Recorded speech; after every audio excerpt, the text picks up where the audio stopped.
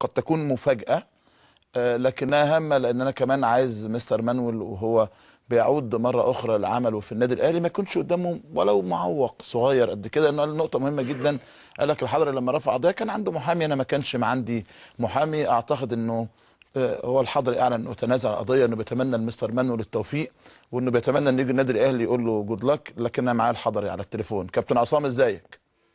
كابتن شوقي ازيك يا كابتن؟ ازاي اخبارك؟ وحشني والله يا كابتن، وانت اخبارك ايه؟ كمان اخبارك تمام؟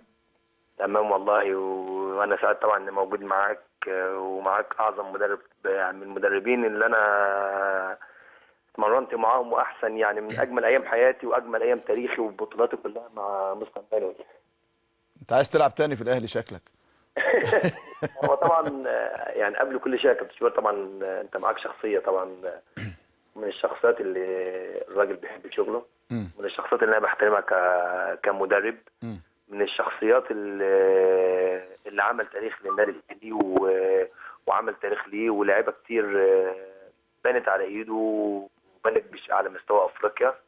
انا واحد بتكلم عن نفسي، يمكن اجمل ايام حياتي قضيتها طبعا في النادي الاهلي وفي عهد مستر مانويل. وطبعا اولا بقول له طبعا هو وحشني، طبعا وحشني النرفزه بتاعته وسعيد اكتر زي ما قلت لك ان انا من اجمل بطولات في حياتي حققتها طبعا شامبيونز ليج، حوالي 3 بطولات دوري. بلاش الله يخليك تتكلم انجليزي، خليك بالعربي. يعني ايه بلاش انجليزي، خلينا في العربي. والله بتكلم عشان خاطري يعني خلينا في العربي. طب لا كابتن، انت عارف والله يا كابتن، انا قبل كده اتكلمت معاك وقلت لك انا راجل ما فيش بيني وبينه اي حاجه خالص. ممكن تكون كان سوء فهم، وانا قلت لك ان الموضوع عندي يعتبر انتهى خلاص.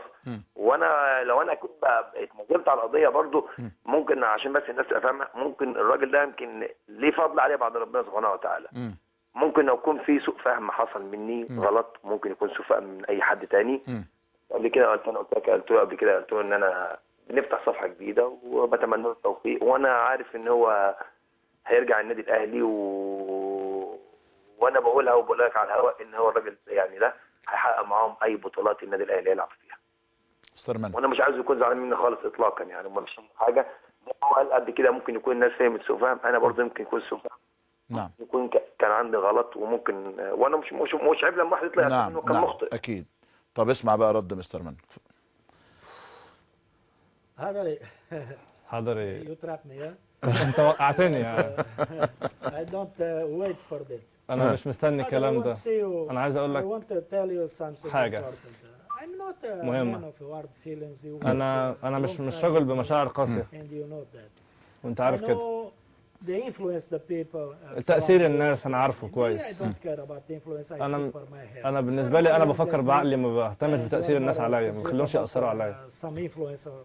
ما ينفعش اخلي الناس تأثر عليا. انا عمري ما قلت اللي هم كتبوه لما انا قلت اللي انا قلته عليك ده ما حصلش ان انا قلته، اللي هم بيقولوا ان انا قلته عليك. لكن بقول ان ممكن طبعا. يعني الاهم حاجه بالنسبه لي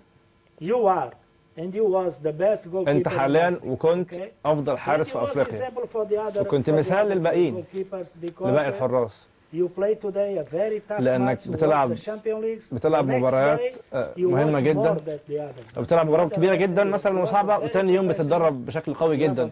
انت راجل محترف جدا وعندك موهبه كبيره جدا كحارس مرمى، وانا متاكد مع المريخ دلوقتي دي مرحله وتحدي جديد بالنسبه لك. ممكن يكون ما بيحبوكش بس ماشي، لكن انا متاكد انك هتكمل نجاحك، هتلعب في نادي كبير دلوقتي. اول فرصه لازم تعزمني على العشاء، لان حضري شفت يا حضري مش انا اللي قلت ان انت يعني هو الراجل اللي قال والله مستر مانويل قال لك يعني عزمني على العشاء، بس هو شاكك، عارف ان انت راجل يعني. لا قول له دلوقتي انا ممكن اقبض بالاخضر زي ما هو بيقبض. ايوه وان شاء الله، بس انا مش عايز يكون زعلان مني. خلاص هو الراجل مش زعلان. والحاجه الثانيه اتمنى منه ان انا اقرب وقت ان شاء الله لما انزل القاهره اتمنى ان انا اقابله اقول له مبروك. هو مش عايزك تقابله، عايزك تعزمه على العشاء. هو الراجل ما هقابله عندوش وآخد مانع في أطلع المقابله والله، وعايز قال لك ما عزومه أنا- على العشاء.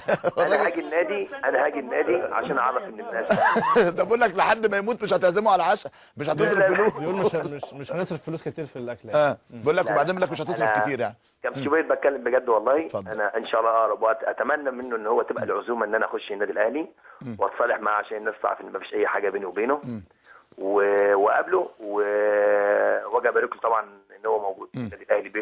بيته يعتبر الثاني. وانا في اقرب وقت هكون عنده في النادي، وانت ان شاء الله تكون موجود معانا. وبعد التمرين احضر اتفرج على التمرين واخد ونطلع نتعشى انا وهو والكابتن حسام البدري والكابتن احمد ناجي والجهاز.